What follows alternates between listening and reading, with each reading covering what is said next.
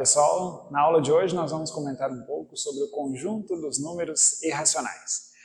Bom, nas últimas aulas nós estudamos um pouco sobre o conjunto dos números racionais e nós vimos que esses números são definidos como sendo quocientes ou divisões entre números inteiros. Tá? E nós vimos algumas coisas, nós trabalhamos com esses números e nós vimos que números racionais podem ser os números fracionários, que podem trazer para a gente números inteiros. Quando a divisão é exata, você pode ter um decimal exato, sei lá, 0,25, sendo o resultado da divisão de 1 por 4. Você pode ter uma dízima periódica, por exemplo, 1/3, que equivale a 0,3333, ok? E nós vimos também que o conjunto dos números racionais, os elementos desse conjunto podem ser marcados em pontos da reta enumerada. Nós vimos isso. Mas lá, naquela ocasião, eu comentei com vocês que nem todo ponto da reta enumerada é um número racional, ok? Ou seja, existem números, que podem ser escritos, ou pelo menos parte deles, ou até mesmo representados, que não são números racionais, tá bom? Em particular, um número que não é racional, ele é chamado de número irracional. Tá? Esse i vem de negação, tá bom? Então, que é um número que não é racional, a gente chama esse número de número irracional. Mas o que é esse número irracional? Bom, um número irracional é todo número cuja representação decimal é infinita e não é periódica, tá bom?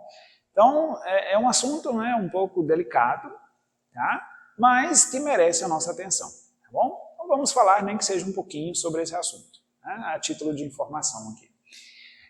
Então, por exemplo, a gente sabe que esse número decimal, 0,42, é um número racional, um decimal exato. Nós podemos ter também uma dízima periódica, por exemplo, 0,42222222, continua, ou seja, o período aqui é 2. Então, também é um número racional. Mas e se eu escrevo esse número, por exemplo, olha, 0,42, 422, 4.222, 42.222, ou seja, eu coloco o número 4 e aí eu coloco uma vez o número 2, duas vezes o número 2, 3 vezes o número 2, 4 vezes o número 2. Veja, eu não tenho um período, eu não tenho uma dízima periódica. Ou seja, esse número, ele tem uma representação decimal infinita, porque ele continua aqui com reticências, e ela não é periódica. Então esse é um exemplo de um número que não é racional, tá bom? Então a gente chama esse número de número irracional.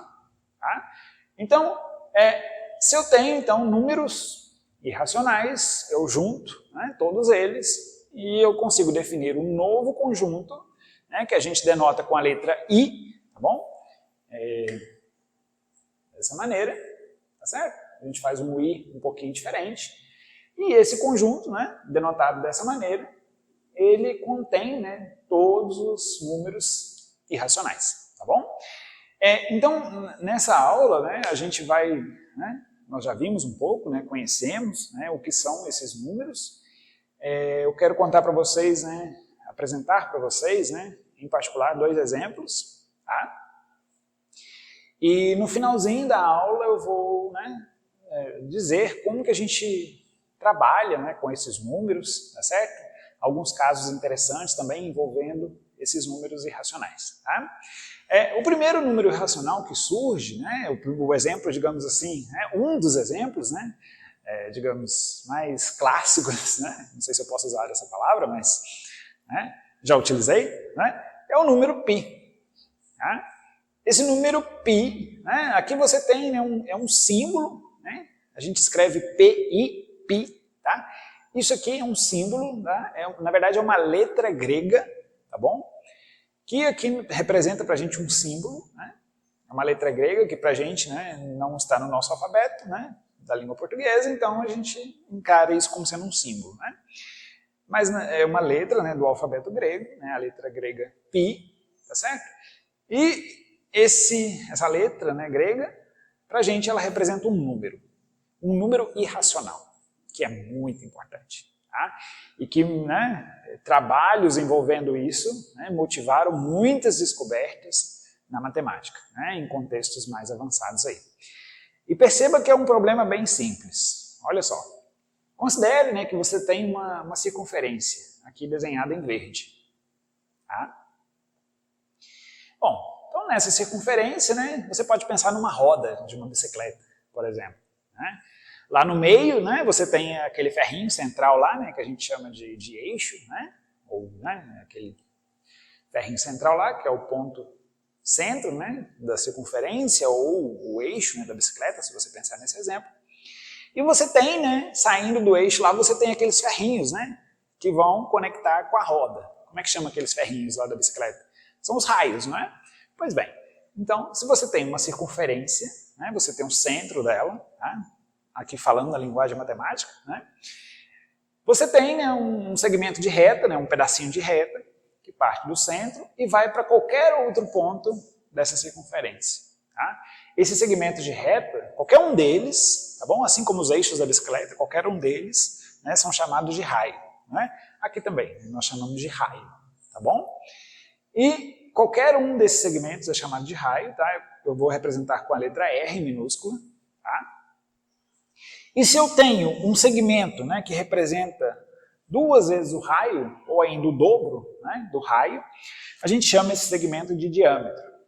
Acredito que você já tenha ouvido, né, essa palavra em geografia, por exemplo, né, quando você fala do diâmetro da Terra, por exemplo, né, nada mais é do que o dobro do raio. Né, você soma 2 vezes o raio. Tá? Então, se o raio, né, vale 5 metros, por exemplo, né, o dobro vale 10 metros. Tá bom? É simplesmente multiplicar por 2. Então, estudando, né, essa simples figura, né, a gente tem uma constatação muito interessante. E essa constatação ela vem de uma divisão, né? Lembra dos números racionais? Né? Você tem uma divisão. Tá? Se você divide o que a gente chama de comprimento da circunferência, o que é isso? Eu parto, por exemplo, eu começo aqui, ó, nesse pontinho aqui, ó, tá? E eu dou a volta completa. Suponha aí que você tem uma fita métrica, né? E você vai medir daqui, dá a volta, até aqui. Ou ainda, né, se você tiver, né, um desenho, né, que você consiga abrir esse desenho, né, suponha que você abra, né, que você enrole aqui, por exemplo, né, um barbante, né, que você consiga enrolar perfeitamente o barbante aqui. E depois, quando você desenrola isso, você tem um comprimento, né, que é o que a gente chama de comprimento da circunferência. Tá bom? Então, se você tem esse comprimento dessa circunferência, e se você fizer a divisão porque é uma medida, né? Você tem essa medida aí, esse comprimento. Né? Lembra que é comprimento, né, de medida. Comprimento, né, é o aperto de mão, né, o cumprimentar. Tá? Então, cuidado. Né? Então, nós temos o comprimento da circunferência, né, que é essa medida. Se você dividir pela medida do diâmetro, tá? Que eu denotei aqui em preto, lembra do diâmetro, que é o dobro do raio? Você vai encontrar um número que é aproximadamente 3,14. Tá? Daqui a pouco eu falo por que aproximadamente. Né? 3,14. E esse número a gente chama de π. Tá? Ou seja, você tem um número, π, né, que ele surge dessa divisão. E aí uma coisa que é muito interessante nesse contexto é a seguinte, que, por exemplo, você pode ter, né, 2 bicicletas na sua casa. Né? Uma de criança, né, que é uma menorzinha, e outra bicicleta de adulto, né, por exemplo. Qual é uma das diferenças entre essas 2 bicicletas? É o tamanho da roda, não é? A bicicleta de adulto tem uma roda, né, grandona, né, e a bicicleta de criança, em geral, tem uma roda menorzinha. Né? Mas o que muda de uma roda para outra? É o tamanho do raio, não é? O raio da bicicleta de criança é menor e o raio da bicicleta de adulto é maior. né?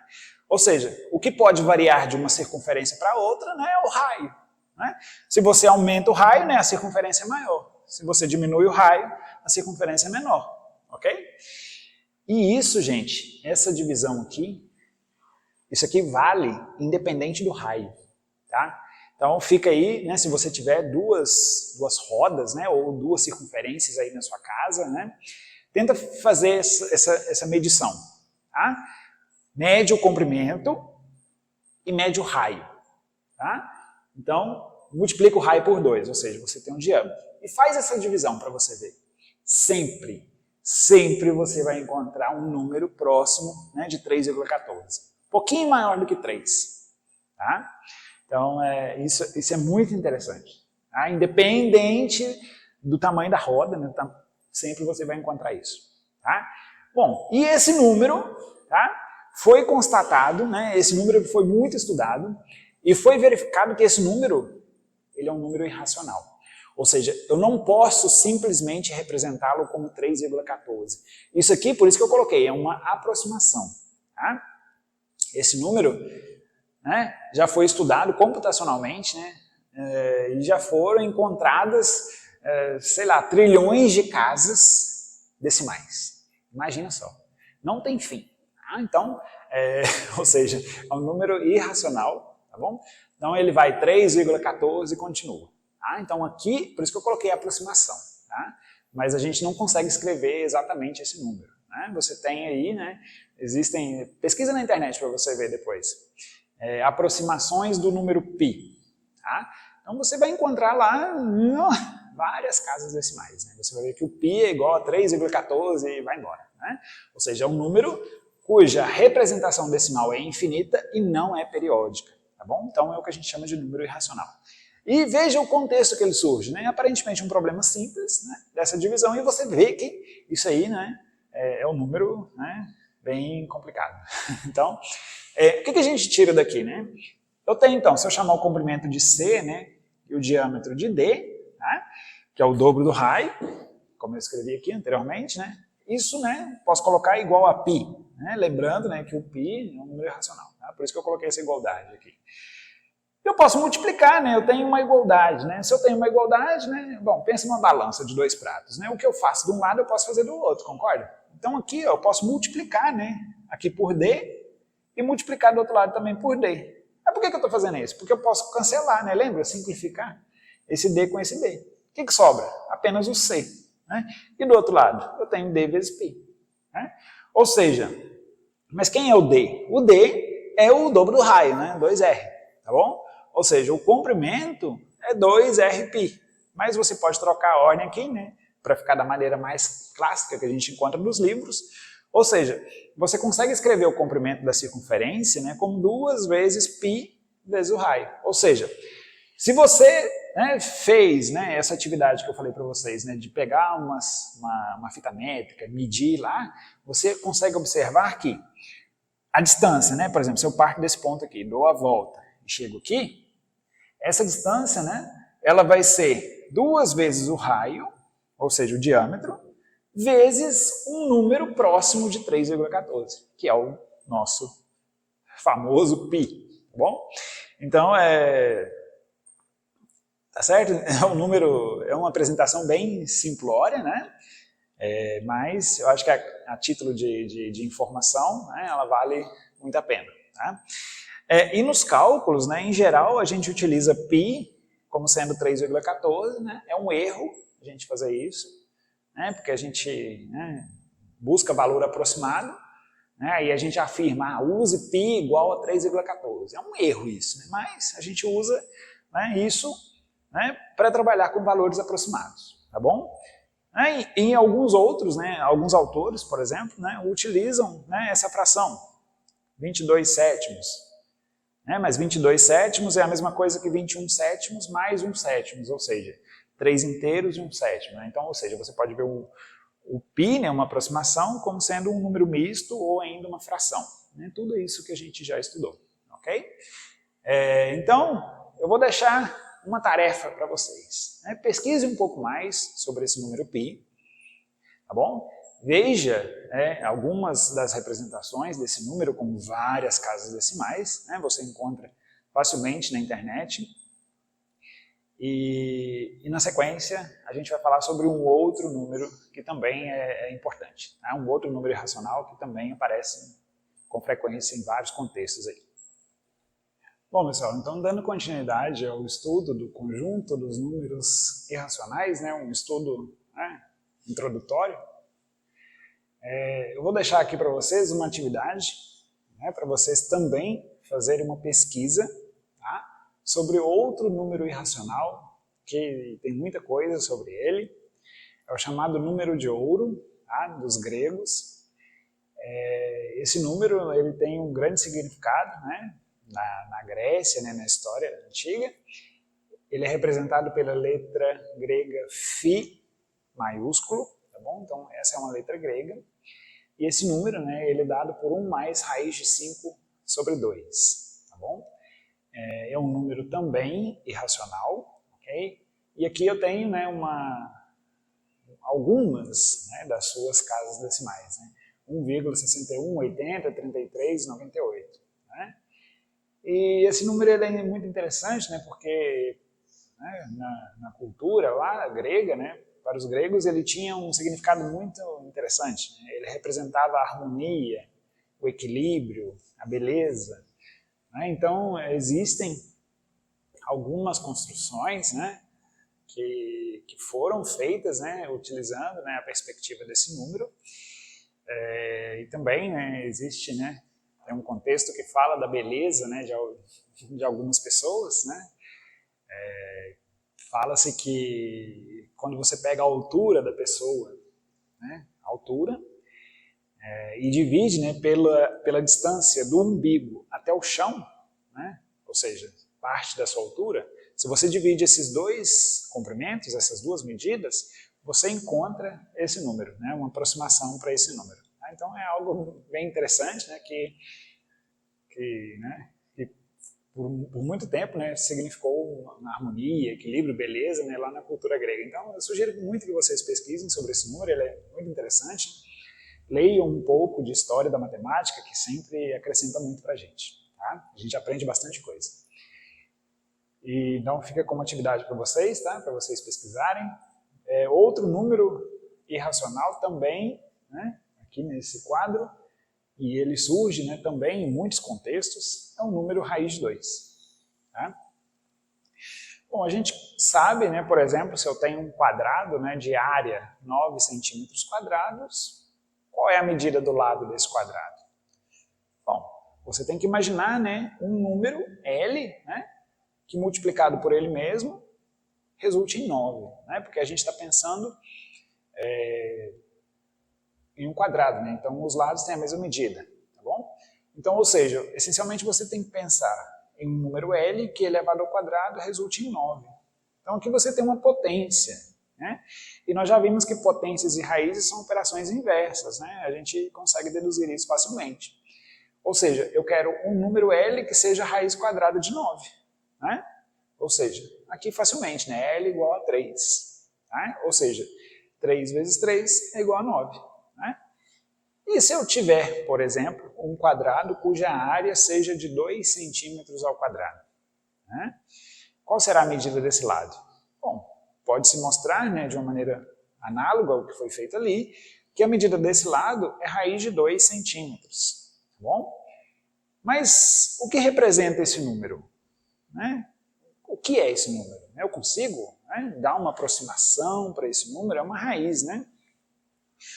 Bom, vamos ver uma aproximação para esse número. Olha só, eu coloquei alguns números aqui, né? E a gente consegue, né, como eu falei, tentar obter uma aproximação. Então eu olho números menores e números maiores. E aí eu tiro uma conclusão. Esse número pertence, né, a tal intervalo, ou seja, ele está entre alguns números. Né? Então, veja aqui comigo, olha. Bom, eu posso pensar, né? Eu quero raiz de 2. Né? Bom, eu pego 1. Eu sei que 1 ao quadrado é 1, né? Então é menor do que o raiz de 2, concorda? Porque eu tenho que ter um número ao quadrado para eu encontrar 2. Né? Porque o que é a raiz de um número? É outro número que elevado ao quadrado resulta, né, nesse número original, ou seja, eu tenho que encontrar um outro número que elevado ao quadrado eu encontre 2. Né? Então a gente vai por tentativa. Né? Bom, eu tento aqui, 1. 1 ao quadrado é 1, mas é menor do que 2. Então, né, ainda não deu. Qual que é o próximo número? É o 2. Né? Mas 2 ao quadrado é 4. Passou muito do 2. Ou seja, eu sei que esse raiz de 2 ele é o número que está entre 1 e 2. Então eu já tenho uma informação. Tá? Então eu pego um outro número. Vou pegar aqui 1,4. Que obviamente esteja entre 1 e 2. Eu preciso restringir esse meu intervalo ali, numérico. Né? Para eu encontrar uma aproximação ali, para esse raiz de 2. Vamos lá, eu pego 1,4. Se eu elevo esse número ao quadrado, né, fazendo a continha, eu encontro 1,96. Eu observo que está mais próximo de 2, não concorda? Então, ou seja, eu tenho, né, digamos, um limitante inferior, né, para esse número aqui. Eu consigo ver, né, uma aproximação para ele. Então, beleza. Eu sei que 1,4, né, ainda é menor. Então, vejamos o próximo, 1,5. Né? 1,5, se eu elevar ao quadrado, eu encontro 2,25. Ainda é maior do que 2, mas está bem próximo, concorda? Porque antes era 4, agora é 2,25. Ou seja, eu sei que a raiz de 2 pertence então a esse intervalo, 1,4 e 1,5, ou seja, ela está entre esses dois números aqui. Né? Vamos continuar? Muito bem. Então, eu tenho 1,4. Né? Vamos aumentar ele um pouquinho. 1,41. Se eu faço 1,41 ao quadrado, eu encontro 1,9881. Opa, está bem perto. Né? Então, muito bem. 1,41 ainda é um extremo, né, de um possível intervalo que contém esse número. Agora aqui, 1,41. Tá. Veja que eu estou aumentando e que eu estou diminuindo. Né? Então, se eu tenho 1,5 aqui, eu vou pegar 1,42. Né? Um pouquinho maior do que esse aqui. O que acontece? Se eu elevo a 1,42, eu encontro 2,0164. Veja que eu estou bem mais próximo do 2. Né? Então, eu já sei que o raiz de 2, então, é um número que pertence a esse intervalo aqui, ó, a 1,41, 1,42. Né? Ele está entre esses dois números. E se eu aproximar um pouquinho mais? Vamos lá. Se ao invés de eu escrever 1,41, eu escrever 1,414. O que acontece se eu levar isso aqui ao quadrado? Se eu levar isso aqui ao quadrado, eu encontro 1,999396, bem mais próximo de 2, né, do que esse anterior aqui. Então eu já tenho, né, um refinamento aqui. Né? Agora, aqui era 1,42. Se eu diminuir, então, aqui eu coloquei 1,414. E se eu colocar 1,415? Eu encontro 2,00022225. Bem mais próximo de 2, tá vendo? Ou seja, eu estou refinando cada vez mais, né? O intervalo, né? Ou seja, os números que contêm, né, o raiz de 2 ali no meio. Ou seja, eu sei que o raiz de 2, então, pertence, né, está entre esse número, 1,414, e 1,415. Então, o raiz de 2 está entre esses dois números aí. E você pode ir fazendo isso, né, à vontade, tá certo? Você nunca vai parar, tá bom? Sinto muito lhe informar. Ou seja, o raiz de 2, né, você nunca vai encontrar um número exato que você vai elevar ao quadrado e vai dar ele mesmo, vai dar 2, não tem jeito. Ou seja, você tem o raiz de 2, ele é 1,414213562 e vai embora. Tá? Ou seja, esse aqui é um número irracional também. Tá? Então, ou seja, não tente fazer conta, tá? Que você não vai encontrar um número, né, com infinitas casas que você elevar ao quadrado e você vai encontrar o 2. Tá? Sinto muito lhe informar. Mas uma coisa que você pode fazer, né, se você quiser saber, né, por isso que eu coloquei uma interrogação, né, quanto é esse número, né, para você fazer uma medida, por exemplo. Né, você pode buscar uma aproximação para ele. Tá? Essa aqui é uma aproximação. Né, você pode usar, por exemplo, 1,4142. Né, você tem uma aproximação, você vai trabalhar com valores aproximados. Tá? Uma outra alternativa é usar a calculadora. Né? Você coloca lá, né, o número que você quer, extrai a raiz, né, você vai ter uma raiz aproximada, tá, gente? Lembre que a calculadora, né, usa, né, ela tem ali embutida nela, né, um programa, né, você tem um chip ali com informações, né, que ele vai fazer o cálculo para você e vai tirar um número aproximado. Né? Então não acredite que é um número exato, viu? Principalmente quando se trata de números irracionais assim, ele vai te dar uma aproximação. Depois tenta lá na calculadora fazer a raiz de 2 para você ver. Ela vai te dar um número aproximado. Pronto, ela não vai te dar infinitos valores. Tá? Então, se você quiser, né, depois pesquise na internet também, né, a expansão, digamos assim, do raiz de 2, né, para você ver que tem muitas casas decimais. Assim como desse número aqui também, o φ. Tá bom?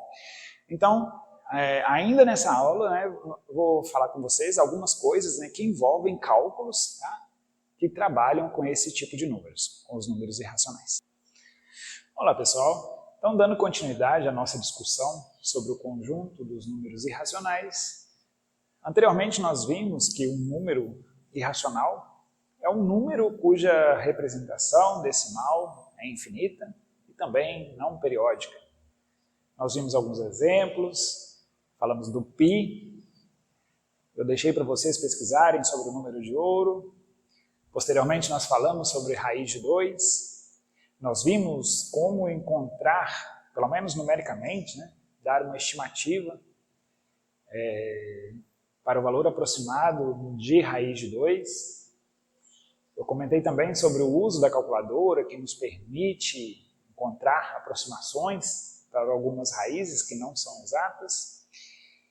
E essa utilização da calculadora, em certos sentidos, né, em certos contextos também, nos auxiliam muito.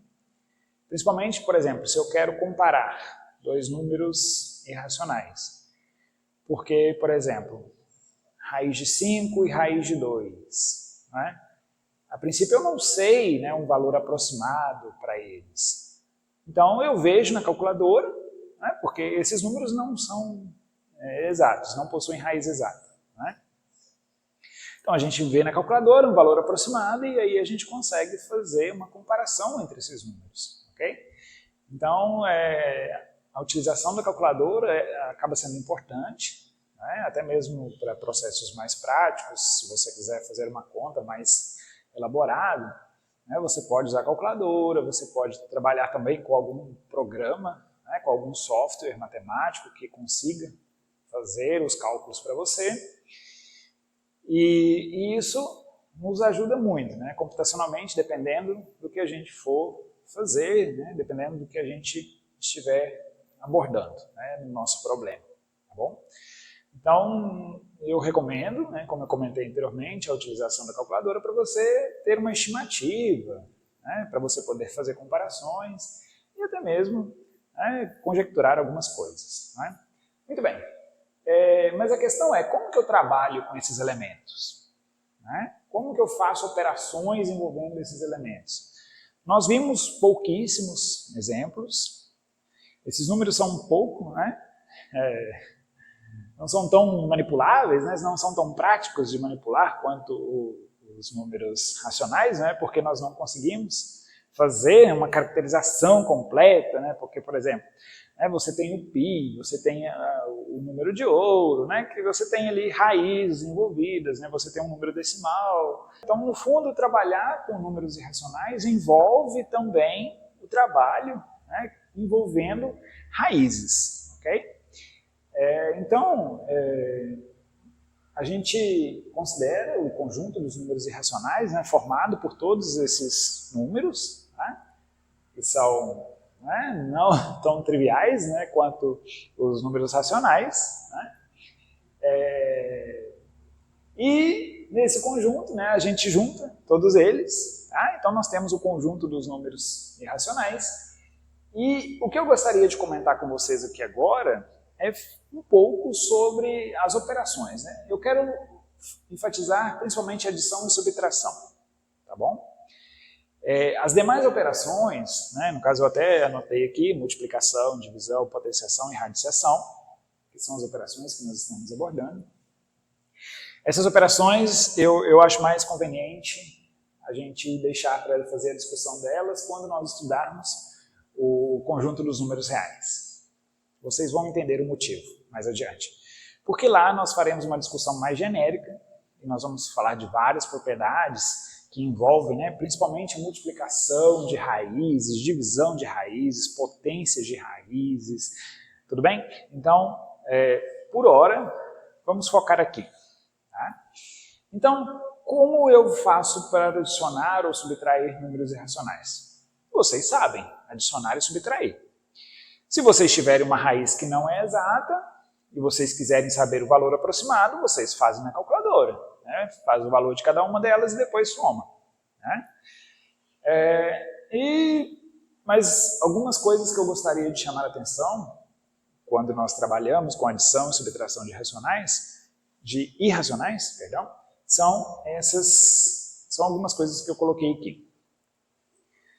E algumas coisas que eu gostaria de chamar a atenção quando nós fazemos operações, no caso adição e subtração, envolvendo números irracionais, são as que eu vou comentar na sequência. Okay?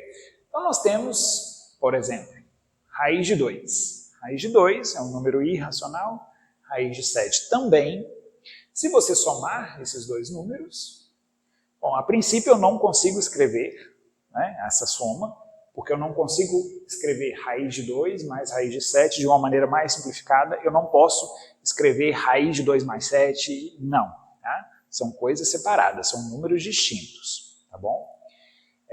Então, eu tenho raiz de 2 mais raiz de 7, eu não consigo efetuar essa soma, ou seja, essa soma já é a resposta, tá? A grosso modo. Então, qual que é o resultado dessa continha aqui? É essa mesmo, é essa expressão, tá? É essa soma. Eu não posso juntar raiz de 2 com raiz de 7, ok?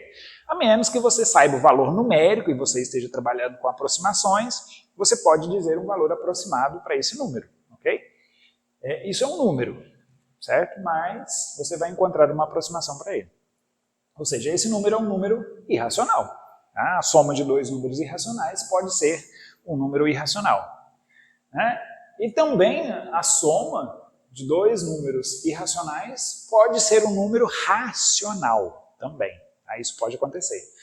É a mesma coisa de fazer raiz de 5 menos raiz de 5. A subtração de dois números irracionais pode ser também um número racional. Ok? Então, muito cuidado com isso, tá, gente? E quando vocês vão fazer alguns comentários, digamos, genéricos, né, tem que tomar muito cuidado, porque pode surgir algum exemplo, né, que joga por terra tudo isso que você falou. Tá? Então, por exemplo, você pode afirmar que a soma de dois números irracionais é sempre um número irracional? Não, isso não é verdade. Tá? Por exemplo, a soma de dois números naturais é um número natural. A multiplicação de números naturais é um número natural. Né? Então, a gente tem essas coisas, né, que a gente tem que ter atenção na hora de fazer uma frase, de elaborar alguma afirmação. Tá? Eu estou indo bem devagar para a gente, né, fluir aqui, acompanhar o raciocínio, ok? Para vocês verem que não é uma coisa de outro mundo. Tá? É bem simples. Então veja, olha aqui. Se eu tenho, nós vimos aqui então, né? Nesse caso eu não posso somar. Então vocês podem estar se perguntando, poxa professor, mas sempre eu tenho que repetir, então eu nunca vou juntar uma raiz com outra, por exemplo? Você pode, né? Por exemplo aqui, ó, era raiz de 5, você tinha uma raiz de 5, e você perdeu uma raiz de 5, você ficou com 0 raiz de 5, que é 0, né? Então, é um número racional. Se eu tenho 7 raiz de 3 menos 4 raiz de 3, eu fico com 3 raiz de 3. Tá certo? Ou seja, a subtração entre dois números irracionais, né? Raiz de 3 é irracional, né? Não é exata. Tá? Então, é um número irracional. Então, você tem que a subtração entre esses dois números irracionais também é um número irracional. Né? Porque raiz de 3 é irracional. Se eu multiplico por 3, eu continuo tendo um número irracional. Né? Então, é um número irracional. Outro exemplo, né, que não envolve raiz, por exemplo. Eu posso ter 2 raiz de 2 mais π. Né? Lembra do π? Que é o 3,14, 15, né, e vai embora? Então, você tem essa soma, tá certo? Você não pode adicionar, você não pode juntar isso, né, de uma maneira mais concisa. Então, é assim mesmo.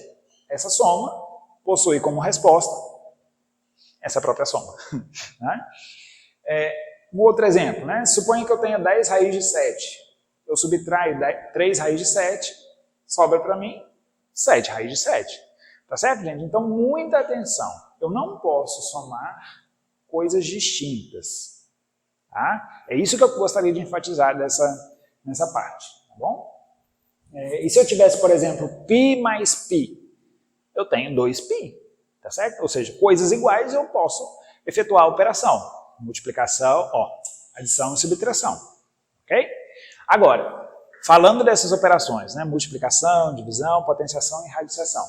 Como eu falei, nós temos vários exemplos de números irracionais, né, que envolvem raízes. Né? Então, eu prefiro deixar para a gente discutir essas coisas num contexto mais geral, tá? Que é o contexto dos números reais, e lá nós veremos muitas propriedades, tá certo? Eu vou pedir que vocês prestem muita atenção, né, nas próximas aulas, e essas propriedades nos ajudam a fazer muitas conclusões, tá? E também a resolver muitos problemas, tá certo, gente? Então, essa aula de hoje foi, num certo sentido, um convite, não é? Para que vocês venham a conhecer o conjunto dos números irracionais. E também, né, a saber que existem esses números, que esses números são muito importantes, certo? Eu vou ressaltar isso no início da próxima aula, mas esses números eles têm um significado importantíssimo, né, que eu vou comentar com vocês na próxima aula. Não vou dar spoiler agora. Bons estudos, até a próxima aula.